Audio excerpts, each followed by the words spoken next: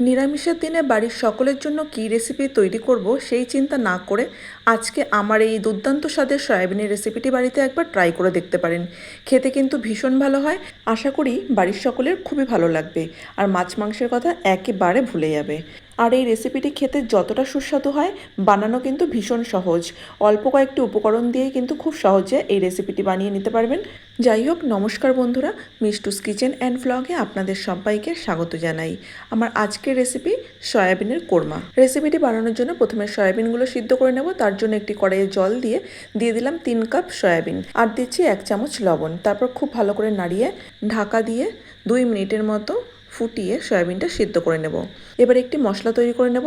তার জন্য একটি মিক্সিং জারের মধ্যে দিয়ে দিলাম 10-12টা কাজু বাদাম, আর দিচ্ছি 10-12টা কিশমিশ, আর 1 টেবিল চামচ চারমগজ, আর 2 টেবিল চামচ টক দই। তারপর এই সমস্ত কিছুর একটা মিহি পেস্ট তৈরি করে একটি বাটিতে ঢেলে রাখবো। অন্যদিকে যে সয়াবিনগুলো সিদ্ধ করে নিয়েছিলাম তার জল চিপে ভালো করে ঝরিয়ে একটি মিক্সিং বোলের মধ্যে নিয়ে নিয়েছি। তারপর তার মধ্যে দিয়ে দিচ্ছি 2 টেবিল চামচ ময়দা, 2 টেবিল চামচ বেসন, হাফ চামচ লঙ্কার গুঁড়ো, আর হাফ চামচ নুন। তারপর খুব ভালো করে ম্যারিনেট করে কিছুক্ষণ রেখে দেব। এবার কড়াইয়ে কিছুটা তেল দিয়ে দিলাম। তারপর আগে থেকে বড় বড় টুকরো করে ক্যাপসিকাম কেটে রেখেছিলাম, সেই ক্যাপসিকামগুলো দিয়ে ক্যাপসিকামগুলো লাল লাল করে ভেজে তুলে নেব। ওই একই তেলের মধ্যে দিয়ে দেবো ডুমো করে কেটে রাখা আলু ভাজার জন্য দিয়ে দেবো সামান্য পরিমাণ লবণ।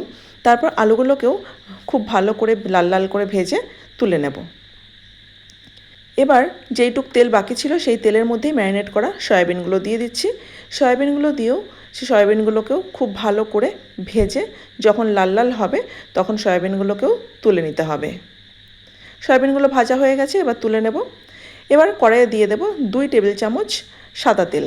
তার মধ্যে দিয়ে দিলাম 1 চামচ লবণ, 2 চামচ আদা কাঁচা লঙ্কা বাটা, দিয়ে দিচ্ছি 1 চামচ জিরা গুঁড়ো, 1 চামচ ধনে গুঁড়ো, 1 চামচ কাশ্মীরি লঙ্কার গুঁড়ো। আমি গরম মশলা ফোড়নটা আগে দিতে ভুলে গিয়েছিলাম, তাই আমি এখনই দিয়ে দিচ্ছি, তাতে কোনো অসুবিধা হবে না। আমি দিয়ে দিলাম 3 টুকরো দারচিনি, 2টো এলাচ, আর 2 টুকরো লবঙ্গ। তারপর খুব ভালো করে মশলাটা ভেজে নিয়ে দিয়ে দেবো সামান্য জল। তারপরেও আবারও মশলাটা ভালো করে কষিয়ে নিতে হবে। যতক্ষণ না তেল ছেড়ে দিচ্ছে ততক্ষণ পর্যন্ত মশলাটা ভালো করে কষিয়ে নেব। মশলাটা এখন ভালো করে কষানো হয়ে গেছে। এবার কাজু বাদাম, কিশমিশ, চারমগজ আর টক দইয়ের যে পেস্টটা তৈরি করে রেখেছিলাম সেই পেস্টটা এর মধ্যে দিয়ে দেব। আর মশলার বাটিটা ধুয়ে কিছুটা জলও এর মধ্যে দিয়ে দিলাম। এই সময় কিন্তু গ্যাসের ফ্লেমটা একদম লোতে রাখতে হবে, কারণ যেহেতু কাজু বাদাম আছে তাই নিচটা লেগে যেতে পারে। এবার খুব ভালো করে মশলাটা কষিয়ে নেব। মশলা থেকে যতক্ষণ না তেল ছেড়ে দিচ্ছে ততক্ষণ পর্যন্ত কিন্তু মশলাটা কষিয়ে নিতে হবে। গ্যাসের ফ্লেমটা লোতেই রেখেছি। খুব ভালো করে মশলাটা কষানো হয়ে গেছে, দেখুন খুব সুন্দর তেল ছেড়ে দিয়েছে। এবার আগে থেকে যে ক্যাপসিকাম আর আলু ভেজে তুলে রেখেছিলাম সেটা দিয়ে দিলাম। তারপরে খুব ভালো করে আবারও মশলার সঙ্গে এই ক্যাপসিকাম আর আলুটা মিশিয়ে নেব। খুব ভালো করে মেশানো হয়ে যাওয়ার পর যেই সয়াবিনগুলো ভেজে রেখেছিলাম সেই সয়াবিনগুলোও দিয়ে দিলাম। সয়াবিনগুলো দিয়ে মশলার সঙ্গে ভালো করে মিশিয়ে আবারও খুব ভালো করে কষিয়ে নিতে হবে। আমি মোটামুটি 3 থেকে 4 মিনিট লো ফ্লেমে খুব ভালোভাবে কষিয়ে নিয়েছি। কষানো হয়ে যাওয়ার পর এর মধ্যে দিয়ে দেব কিছুটা পরিমাণ জল, কারণ এই রেসিপিতে খুব বেশি ঝোল বা গ্রেভি থাকলে ভালো লাগে না, তাই সামান্যই একটু জল এখানে দিলাম। এবার ঝোলটা ফুটে ওঠা পর্যন্ত অপেক্ষা করব। দেখুন বন্ধুরা, ঝোলটা কিন্তু খুব ভালোভাবে ফুটে গেছে। এইবার আমি গ্যাসের ফ্লেমটা লোতে করে দিয়ে আরও 3 মিনিট রান্না করে নেব। যেহেতু আগে থেকেই আলু ভাজা ছিল তাই খুব বেশি ফোটানোর প্রয়োজন পড়বে না।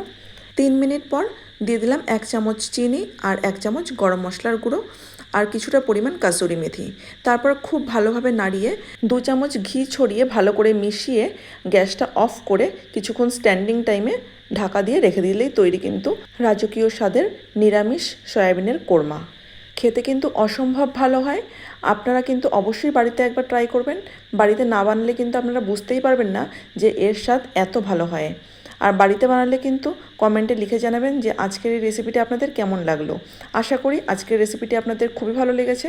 যদি রেসিপিটি ভালো লেগে থাকে অবশ্যই ভিডিওটিতে একটি লাইক করে দেবেন আর রেসিপিটি নিজেদের ফ্রেন্ডস সার্কেলের মধ্যে বেশি বেশি করে শেয়ার করে দেবেন। আজকের রেসিপিটি আপনাদের ভালো লেগে থাকলে যে সকল বন্ধুরা ফেসবুক পেজ থেকে রেসিপিটি দেখছেন তাদের কাছে আমার পেজটিকে ফলো করে দেওয়ার অনুরোধ রাখলাম। আর যে সকল বন্ধুরা ইউটিউব চ্যানেল থেকে রেসিপিটি দেখছেন তাদের কাছে আমার চ্যানেলটি সাবস্ক্রাইব করে দেওয়ার অনুরোধ রাখলাম। পাশে থাকা বেল আইকনটি অবশ্যই ক্লিক করে রাখবেন এরকম নিত্য নতুন রেসিপির আপডেট সবার প্রথমে পাওয়ার জন্য। আপনারা বাড়িতে অবশ্যই একবার রেসিপিটি ট্রাই করবেন। আর এই রেসিপিটি গরম ভাত, ফ্রাইড রাইস, পরোটা, লুচি, লাচ্ছা পরোটা সবার সঙ্গেই কিন্তু খুবই ভালো লাগে। বন্ধুরা, আজকের মতো ভিডিওটি এখানেই শেষ করছি। আবার আসবো অন্য কোনো নতুন রেসিপি নিয়ে। ততক্ষণ পর্যন্ত সবাই ভালো থাকবেন, সুস্থ থাকবেন। ধন্যবাদ।